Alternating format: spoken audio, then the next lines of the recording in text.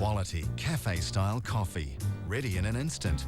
Or an ad break. Nescafe Cafe Menu. Proud to bring you Good Morning. He's been down some rough streets. Why were they firing the gun? But the streets of Lagos... The city torn between law and disorder. ...are his meanest yet. How do you do? I'm fine. Do you know me? There's a slightly weird atmosphere. Real Crime, Louis Theroux, Law and Disorder in Lagos. 9:30 Tuesday, TV1.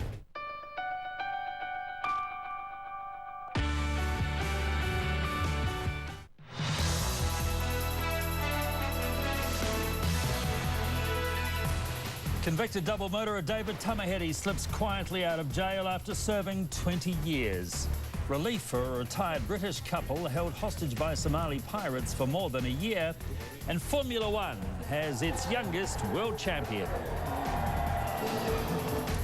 Good afternoon. Convicted double murderer David Tamihere is a free man today after 20 years behind bars. A crowd of journalists gathered outside Spring Hill Jail in North Waikato from early this morning, but corrections released Tamihere even earlier.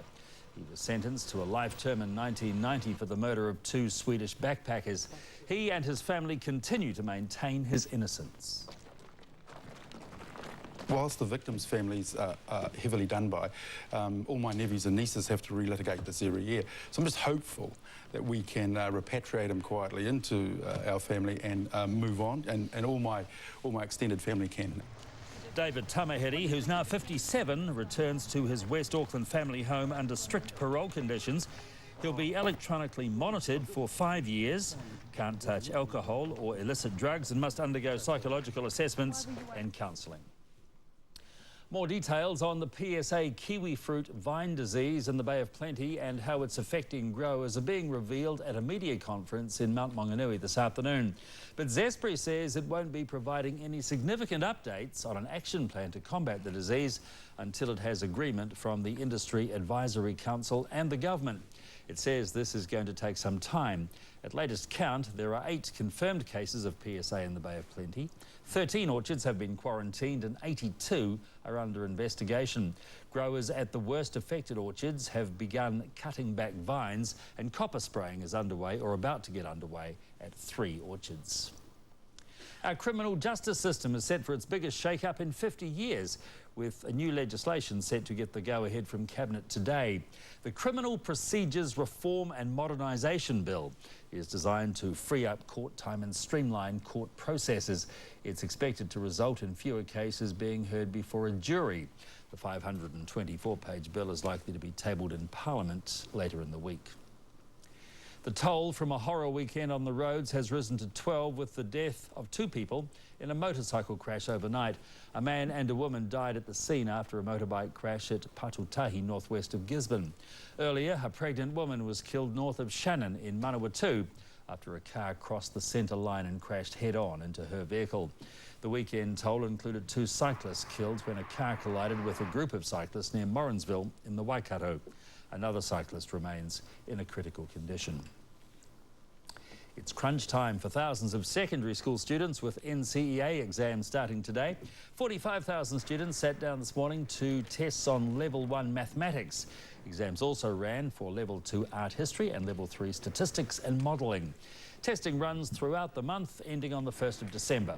At Canterbury exam venues, extra staff are on duty in case there's a need to evacuate students in the event of an aftershock emergency.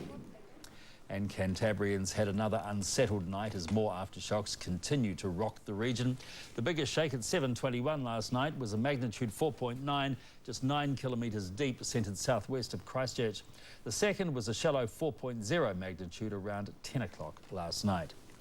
And there's a possibility of relief for Cantabrians facing debt problems because of the disruption caused by the quake and aftershocks. The Commerce Commission says people struggling with loan repayments may be able to use certain hardship provisions of consumer legislation. That could mean temporary financial relief for personal loan, mortgage, credit card or other credit repayments. The Commission says this can apply as a result of unforeseen events such as reduced income through loss of employment or a reduction in hours of employment. To international news now, and a British couple kidnapped by Somali pirates in the Indian Ocean more than a year ago are now free. It's believed they were released after a ransom was paid. The BBC's Andrew Harding was with them soon after their release. In safe hands at last, and no pirates in sight. The Chandlers arriving early this morning at a small town in central Somalia, not out of danger, but getting there. The journey home has complications. The Chandlers' small rescue plane is diverted to Somalia's notorious capital, out of the frying pan into Mogadishu. We're now in an armoured car in convoy with the Chandlers. We've left the relative safety of Mogadishu airport.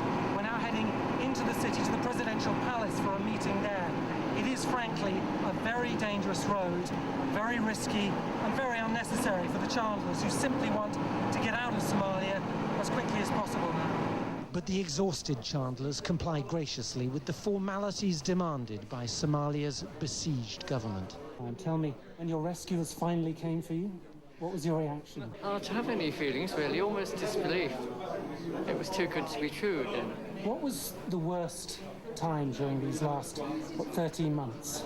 We refused to be separated and we were beaten as a result. And that was very traumatic. With that, it's back on what Paul Chandler jokingly called the airport bus. The guns quiet for once here. Wielding a camera and a smile, they could almost be tourists, giddy with freedom. But they're quick to get back on their plane, knowing this really is the last leg. Myanmar's democracy leader Aung San Suu Kyi, now released from house arrest, has called for face-to-face talks with the country's military junta. She's vowed to continue her fight for human rights, but says she'll consult with the Burmese people before taking her next move. The BBC's John Simpson sent this report. Sometimes it looked and sounded almost like a revolution in the making. The leader free at last to go and see her followers. And the government allowed it to happen. When she spoke, there was no hint of rabble-rousing. She was measured, conciliatory, and sometimes very funny.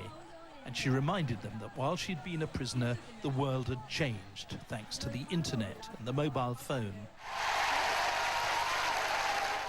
Congratulations. What does it feel like to be walking free? Well, at the moment, a little exhausted.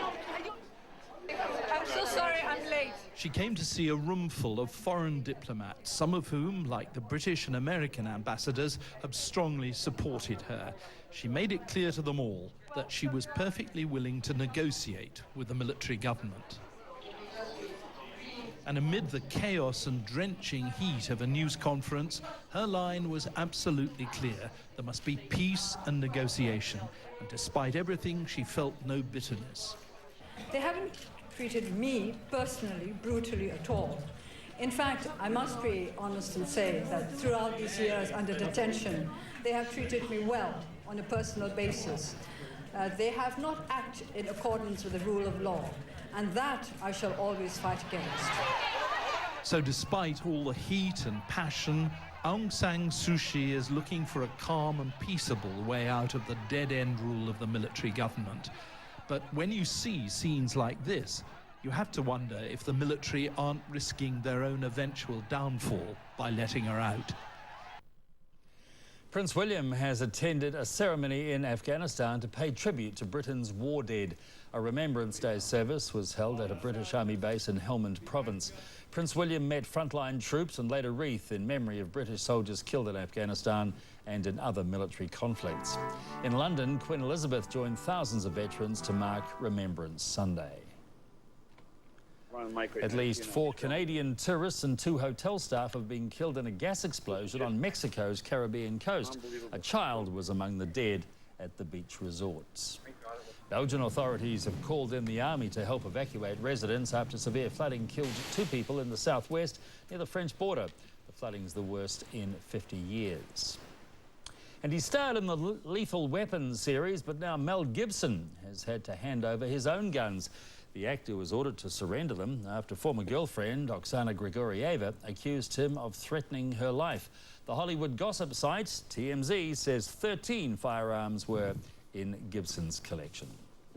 Well, still to come on Midday Business with Corin and the GST hike providing a boost to retail sales. Peter, yes, it has. Quarterly figures out this morning show spending climbed in the weeks leading up to the GST hike in October. I'll have details shortly, plus Pine Gould Corporation unveils its share plan for the new Heartland Bank and a new profit guidance from Cavalier. In Midday Sport, the youngest Formula One world champion and a shock result. Have the students abandoned the revolution? I realise that I can't fight you. Today, I haven't taken away your French fries. Is the revolution in reverse? So, what's a chef to do to make a comeback? Got another little surprise. Jamie Oliver's Food Revolution, 8:30 Tuesday, only on One. Here it is, Palmer's Super Summer Sale. Our sale is packed with sizzling hot buys, like Garden X Compost, 4 for just $20, plus triple flybys on all purchases, and at least 25% off everything in our Super Summer Sale catalogue. Are you concerned about the water you drink? This Brita filter jug with its clever Maxtra filter improves the taste and quality of your water by removing chlorine, lead and other impurities. Yet it leaves in fluoride and minerals essential for well-being. You'll get around 150 litres of great tasting water from the filter. That's just 10 cents a litre, a fraction of the cost of bottled water. It even tells you when it's time to change your filter. Brita water, better water. Why wait for a paint sale when you can trim the cost of painting, wallpapering and decorating with a Resene Colour Shop discount card all year round. Available now from Resene. Choose from the biggest range of smartphones from our smart network this Christmas. Like this new Android-powered Vodafone 845 smartphone for $199, save $200. Or this Sony Ericsson X10 Mini Pro smartphone, also powered by Android for just $399, save $200. And don't miss out on your $200 calling credit on Super Prepay when you buy either of these mobiles. Now there's some smart savings. Have you changed? No, it's my light and tasty. I'm trying a different flavour. Oh, that's what it is. Oh, we're out of milk. It's in the door. Better pack a brolly. If you've just paid around $30,000 for a new cab and chassis, we're sorry, and so will you be. Because for $19,990 driveway, you can get a Great Wall V240 cab and chassis packed with features. It's the Great Cab and Chassis of China. Is your car air freshener so strong it knocks you out? Ambi Per Car gives you improved intensity control and fresh fragrances. With Ambi Per Car, breathe fresh. Ambi Per. Energy, driving progress throughout the world. Technology, the force behind the movement of our planet. Sinopec lubricants, powering our world. Sinopec. Have you ever thought about how your loved ones will cope with the cost of your funeral when you pass away? Nobody's got to spare 10 grand for a decent funeral. A Cigna funeral plan is a simple, low-cost way to make those money worries go away, leave your affairs tidy, and relieve your family of a huge amount of stress at a really sad time. So that's how I'm saying to her, well, you don't have to do that, honey, because everything's been taken care of. A simple, low-cost funeral plan can cost as little as 65 cents a day, and there's a 15% discount if your partner takes cover as well. If you're between 55 and 85, acceptance is guaranteed, and Cigna usually provides a cash sum within 48 hours.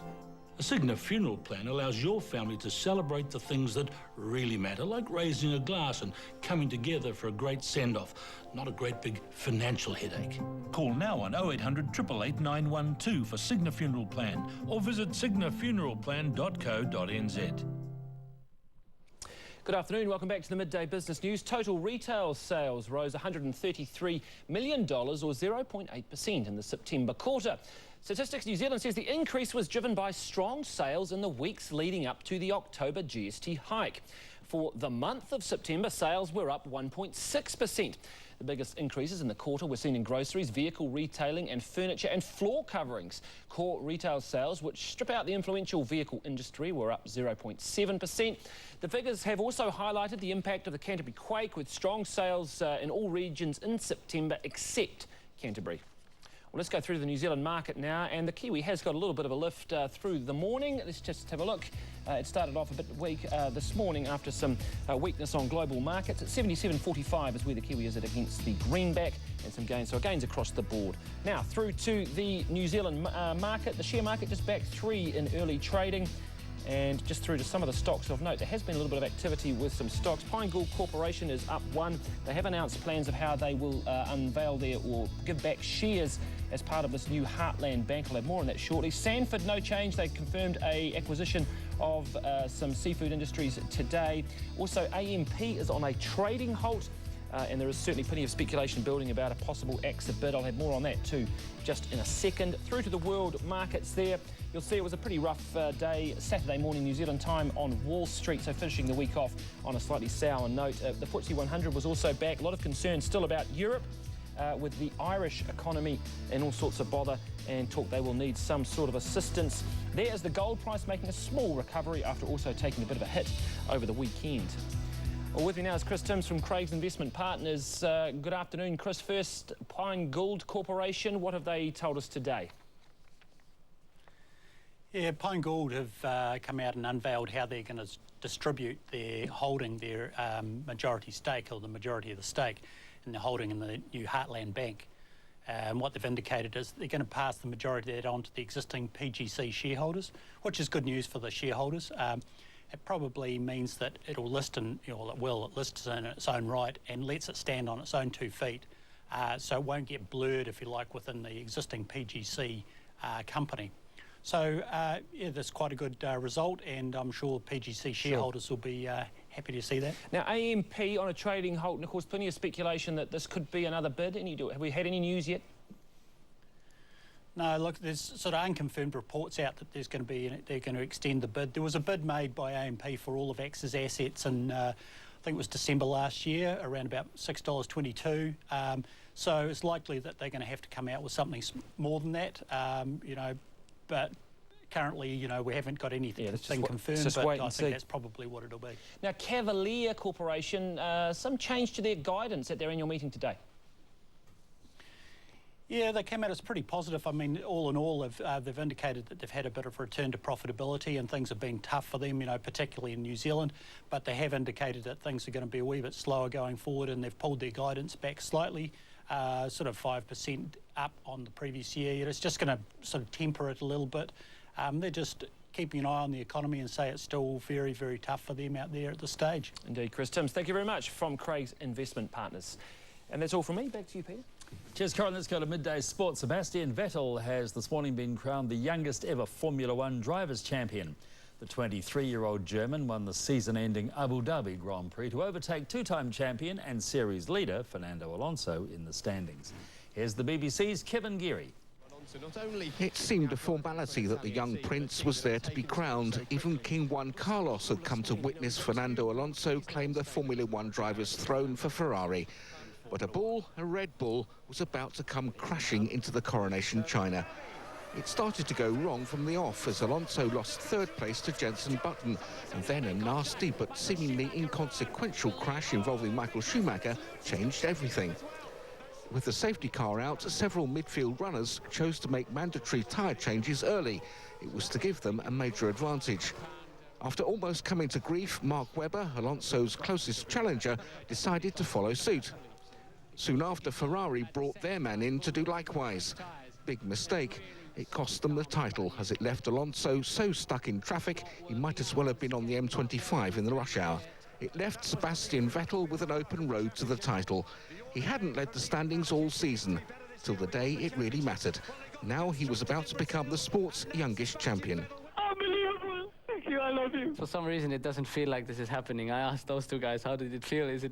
Was it also that strange? But I guess it will sink in when I finally go to sleep. But I think we'll have daylight before that happens. A deserved triumph for the year's most dynamic driver, and one not without British inputs. Red Bull's home is the town with the concrete cows, Milton Keynes. English Premier Football League leaders Chelsea have crashed to their heaviest home defeat in 8 years at the hands of mid-table Sunderland. That means Arsenal are now just 2 points behind Chelsea. The Gunners have leapfrogged Manchester United into second place after a 2. Everton scored a late consolation goal but remain 13th on the table.